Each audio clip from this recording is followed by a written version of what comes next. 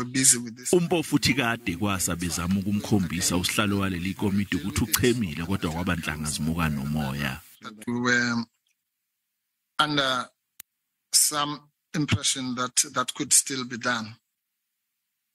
Again, on the 13th of September, I did say that things might escalate to this.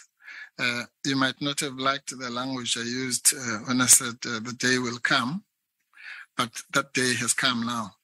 Mpofu uthi kuneyinhloso ezithile zokumbeka njengomuntu omubi umvikeli womphakathi abanye ke bajatshulisa ngisho nayisasasa bezindaba abanalo ngalolu daba lika Mkhwebane. Apart from the criminality, the only other basis to do this is just sensationalism and media hype and all sorts of noise to try to paint the public protector in a particular light. Nomubani ke ofuna ukuchapha ngenhlamba umvikeli womphakathi angakwenza kodwa kungasetshenziswa leli komiti.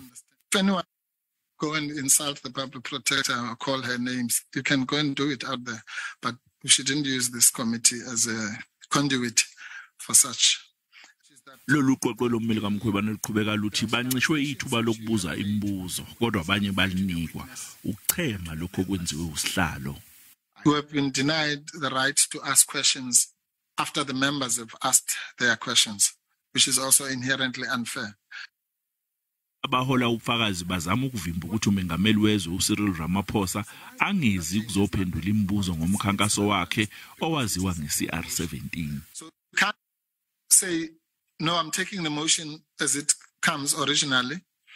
And then when it suits you, say, no, I'm only taking the motion as far as evidence has been led. Just all in the effort to save Mr. Ramaphosa from just coming to assist the committee about the remarks that he made under oath. Kusenjalo iANC isinxuse iParliament ukuthi lisungule uphenyo ngokuziphatha kaAdvocate Dali Mpofu ngezinsongo okuthiwa uzibhekise kusihlalo wekomiti uJantshi. Isigcawu ke siyaqhubeka kanti naye umvikeli womphakathi ukhona namhlanje. NginguCalvin wakwaDludla endabeni zeSABC ngibika ngiseGoli.